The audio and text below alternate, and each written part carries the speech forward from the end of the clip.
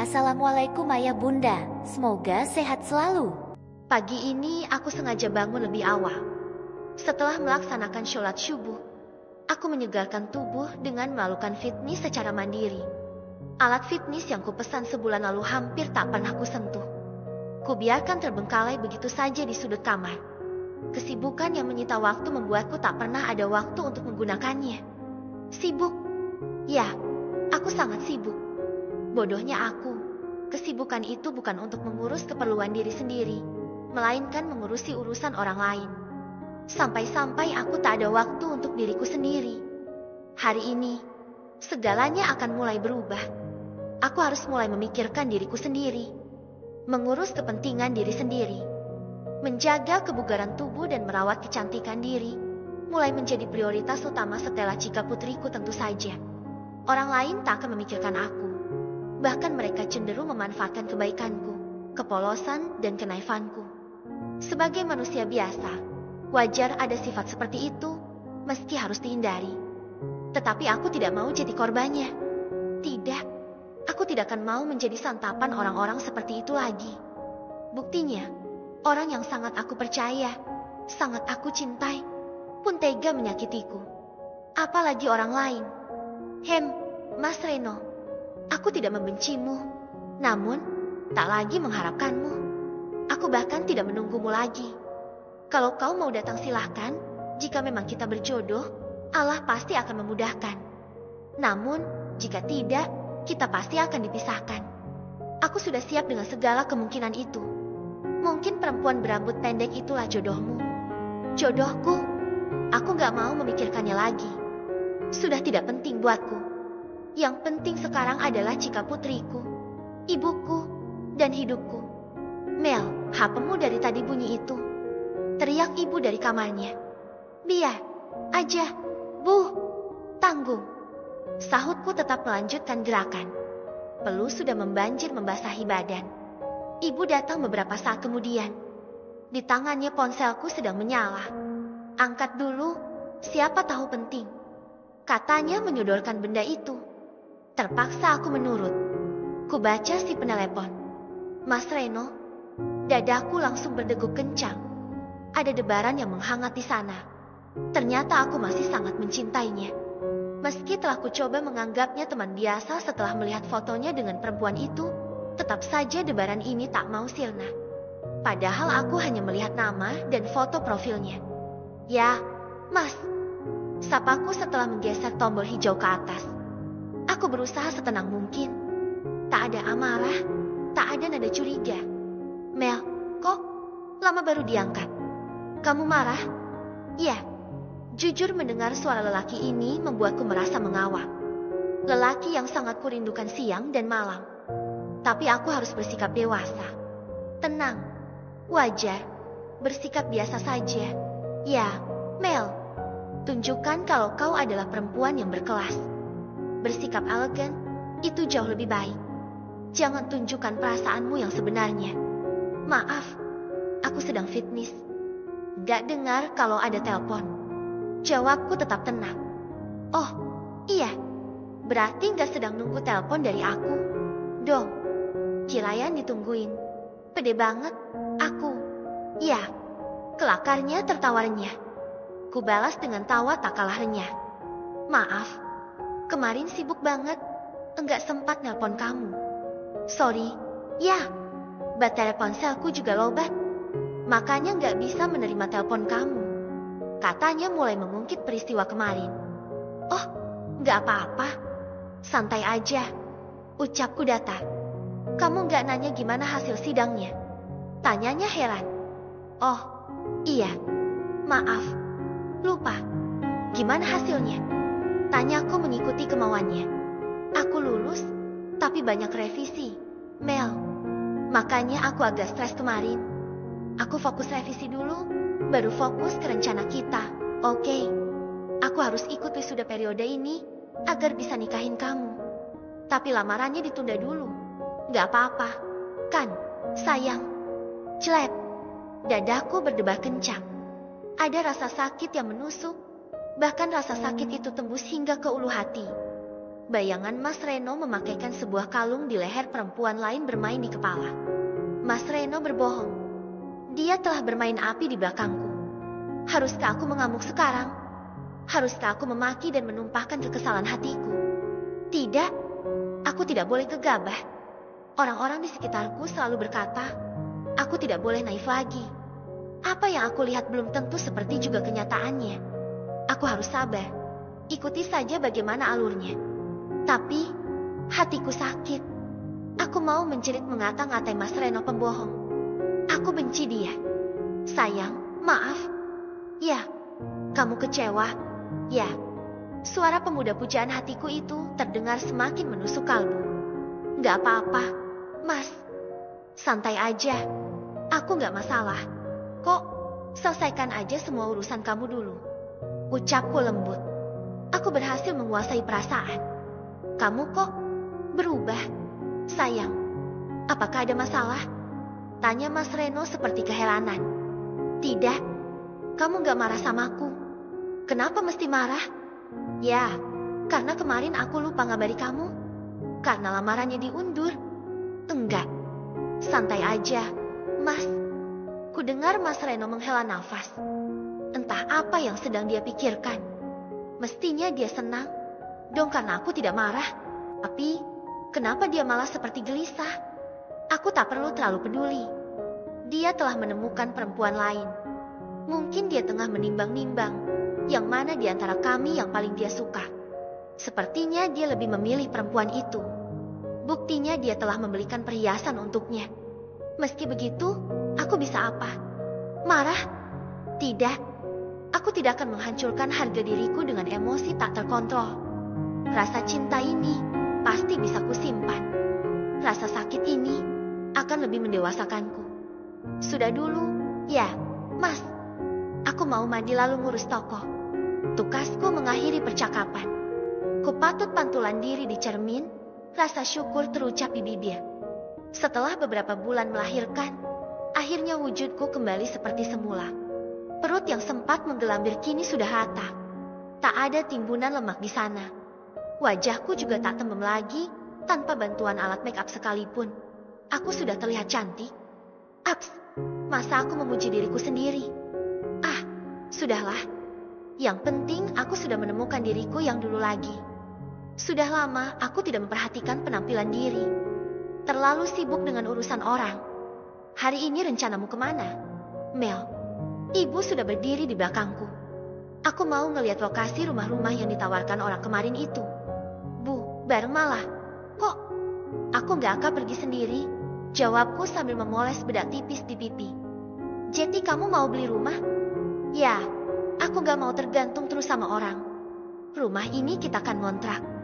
Lebih enak kalau rumah sendiri. Tabunganku sepertinya sudah cukup. Kok, Bu? Apa kata Reno nanti kalau kau mau pindah dari sini? Kata ibu, sepertinya kurang suka dengan rencanaku. Mas Reno mungkin akan mengontrakannya kepada yang lain. Aku mau mencari lokasi di Medan aja. Bu, pelangganku sekarang menyebar dari mana saja. Medan, kan, pusat. Jeti lebih mudah menjangkau mana-mana. Kamu sudah ngomong sama Reno?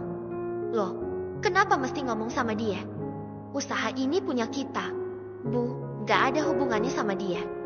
Kebetulan aja kemarin kita mengontrak di rumahnya ini. Itu aja, kan? Terserah kamulah. Mel, ibu ikut aja. Kamu yang tahu usahamu. Mohon doanya aja. Ya, Bu. Ibu mengangguk. Gegas aku keluar menuju toko bertepatan dengan kedatangan Malang. Ibu mengangguk. Gegas aku keluar menuju toko bertepatan dengan kedatangan Malang. Akhir-akhir ini dia bisa bekerja penuh karena kuliahnya sedang minggu tenang, menunggu ujian semester. Hei, cantik banget pagi ini. Sapanya begitu melihatku. Aku hanya tersenyum semeringah. Mel, ada kabar duka. Nih, kamu harus dengar. Deh, kayaknya. Katanya sambil menghanyakan tubuh di kursi kasir. Kabar apa sih? Kalau nggak penting nggak usah. Deh, pagi-pagi dengar gosip. Males banget. Sahutku tetap fokus meneliti berbagai tawaran penjualan rumah lewat media sosial di ponselku. Ada kabar kalau Mas Gilang sedang dirawat. Mel, dia sakit parah. Aku terkesiap. Mas Gilang sakit. Sakit apa? Tahu dari mana kamu? Kayak detektif aja. Tukasku berusaha tenang. Dari Mas Diki, temannya yang mengawal saat Mas Gilang dilarikan ke rumah sakit. Katanya Mas Gilang awalnya asam lambung. Jantungnya juga bermasalah katanya gitu. Hasil cek terakhir, rupanya dia kena kanker hati. Mel, dia nggak mau makan selama di sel. Sikapnya seperti orang linglung gitu. Kadang jerit-jerit manggil-manggil namamu. Kanker hati, manggil namaku. Aku terperangah. Ya, awalnya petugas nggak ngerti kenapa dia nyebut-nyebut bunga melur. Setelah Mas Diki bilang kalau melur itu nama istrinya, baru mereka ngeh. Kasihan ya, Mel. Ya, kasihan sih. Tapi kok sikap malah rada aneh. Ya, biasanya dia akan mewanti-wanti aku agar jangan mudah kasihan pada orang. Apalagi sama orang brengsek seperti Mas Gilang. Tapi, kenapa sekarang dia malah memancing-mancing agar aku kasihan? Apa maksud malah? Coba, kita jadi lihat lokasi rumah yang mau kau beli itu. Kita sekalian jenguk dia. Yuk, usul malah lagi. Enggak, aku sibuk. Jawabku mengangekannya. Kenapa? Lihat bentar aja. Kasihan, loh, Mel. Sepertinya dia sangat membutuhkanmu. Yang dipanggilinya namamu aja, bukan harum istrinya. Gak mau, loh, malah, biarin aja. Aku gak mau lagi kasihan-kasihan sama orang yang gak penting kayak gitu. Pungkasku. Kok kamu jadi berubah tegas gini, Mel? Tegas salah. Aku baik juga salah. Udah? Ayo cepat periksa orderan. Biar mereka antah, lalu kita berangkat. Perintahku kemudian. Oke. Malah tak membantah lagi.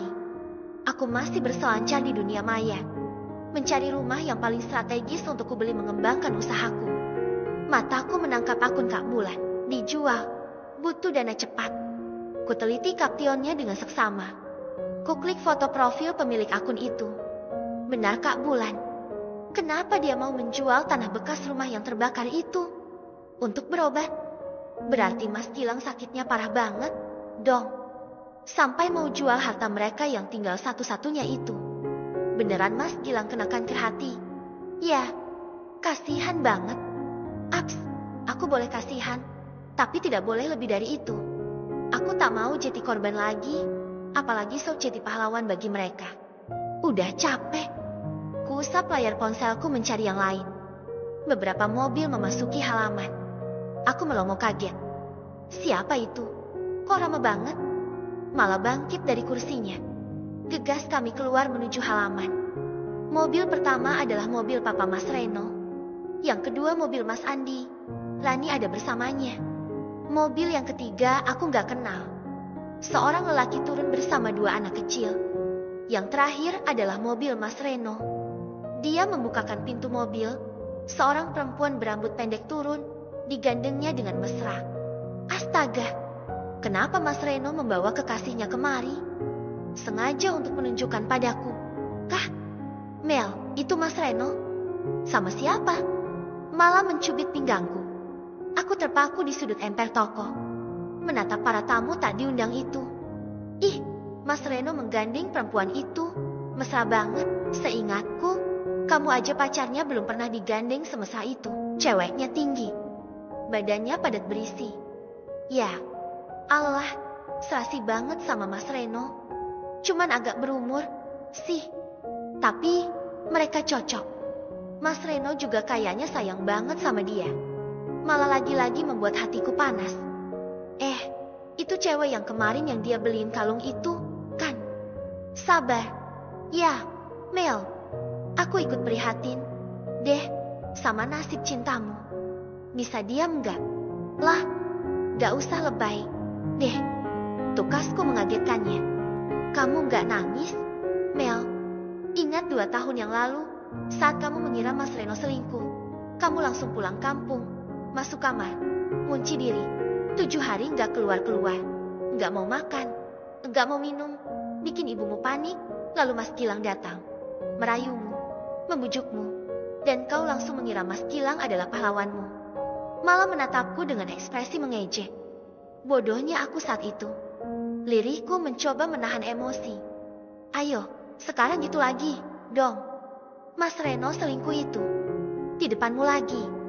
Pancing malah lagi. Tidak, lah, aku gak mau seperti dulu lagi. Kalau memang Mas Reno memilih gadis tua itu, enggak apa-apa. Aku ikhlas. Mungkin dia bukan jodohku. Aku masih muda. Pasti Allah telah menyiapkan jodoh yang terbaik buatku. Aku mau meniru kamu. Lah, kamu aja bisa tenang dan bersikap biasa saja. Padahal aku tahu, kau sangat menyukai Mas Reno. Iya, kan? Mel, ini kamu, kan? Ya Allah, bahagianya hatiku. Sahabatku sudah sembuh. Tutur malah memelukku. Sembuh? Aku gak sakit. Lah, sergahku. Ya, kamu gak sakit. Masuk sana. Tamu-tamu istimewa itu menunggumu pasti. Titip toko sama Pak Basir aja. Temani aku masuk. Pintaku. Aku sadar. Aku masih ragu untuk masuk. Aku takut tak dapat menguasai diri. Jujur, sakit sekali hati ini. Mas Reno, orang yang kuimpikan siang malam, hampir saja di dalam pelukan. Janjinya hari ini akan datang melamarku. Ternyata malah menunjukkan perempuan lain di hadapanku. Untung Bang Rehan tidak jadi datang. Aku gak akan sanggup melihat dia kecewa. Tapi, ibu, bagaimana dengan ibuku? Cepat, lah. Aku khawatir ibu akan mengamuk. Ayo. Ku tarik tangan malah cepat. Padahal dia masih berbicara tentang orderan kepada Pak Basir. Tenang, Mel. Serga malah mengikuti langkahku. Aku takut ibu akan mengamuk. Lah, kataku mempercepat langkah. Kami langsung masuk menuju ruang keluarga. Suasana di dalam begitu hening. Tak terdengar suara apa-apa. Kenapa mereka semua membisu? Wajah ibu yang pertama ku cari. Perempuan separuh baya itu duduk di sofa paling sudut. Wajahnya tegang. Bahkan aku berpikir dia sedang menangis. Apakah mereka telah menyakiti hati ibuku? Apa yang terjadi? Netraku menatap tajam Mas Reno. Dia duduk berdampingan dengan perempuan berambut pendek. Mas Reno langsung menunduk saat bersetatap denganku. Perempuan yang di sampingnya keganjenan banget sepertinya. Diraihnya tangan Mas Reno. Digenggamnya erat di depan mataku. Ah, aku harus kuat. Aku tak akan menunjukkan kelemahanku.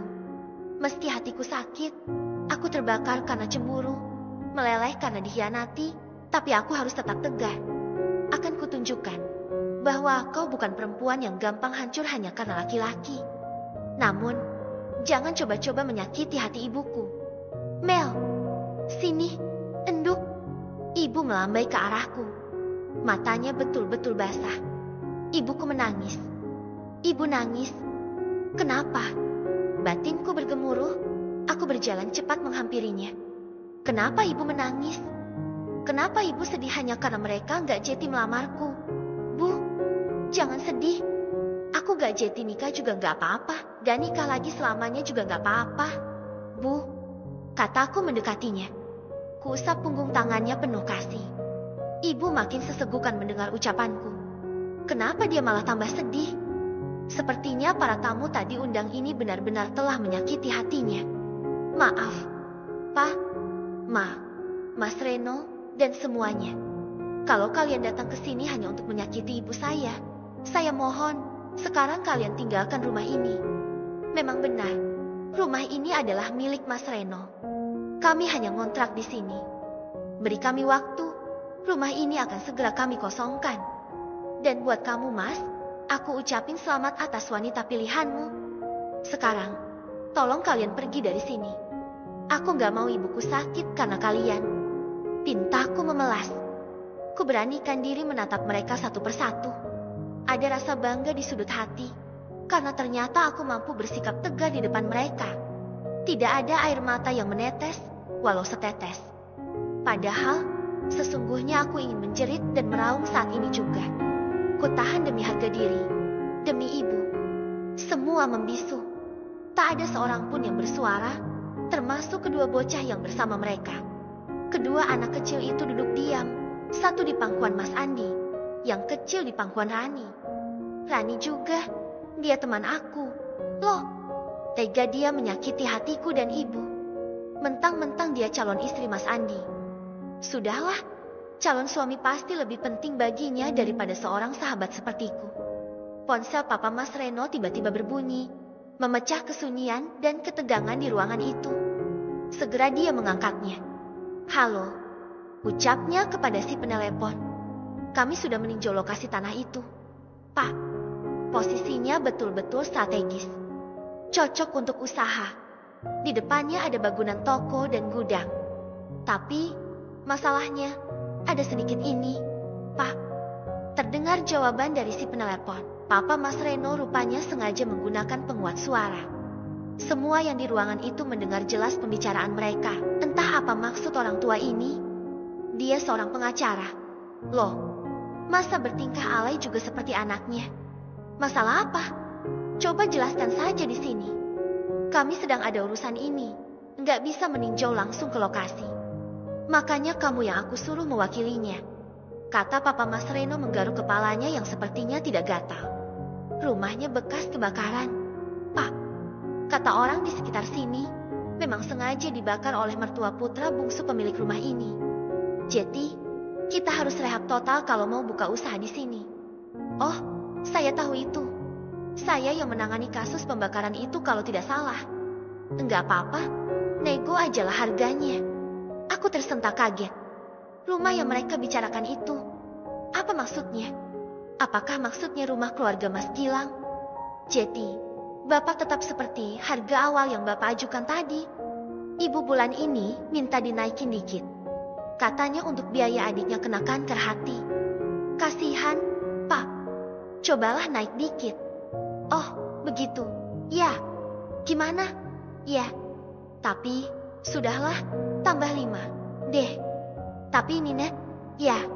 Kalau dia setuju, selesaikan. Kalau nggak batalin. Dia setuju, Pak. Kita jadikan ya. Oke, tolong kamu selesaikan. Akan segera saya transfer kalau surat-suratnya sudah kelar. Jangan lupa pesan saya.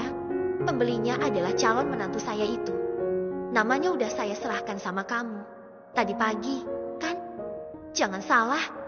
Itu untuk mahar, loh. Untuk calon istri si Reno. Baik, Pak. Siap. Oke. Rasanya kepalaku mau pecah. Keluarga ini betul-betul telah menghancurkan harga diriku. Apa maksud mereka melakukan ini semua di depanku dan ibu? Terserah dia mau ngasih mahar apa kepada calon istri Mas Reno yang udah tua itu. Aku tidak peduli. Tapi, tolong, jangan dipamerkan di depanku. Ya, Allah. Papa Mas Reno yang sempat kuhayalkan menjadi mertuaku, ternyata membeli bekas rumahku dengan suami pertamaku. Akan dijadikannya mahar untuk istri kekasihku. Sakit, ya Allah. Ini terlalu sakit kurasakan.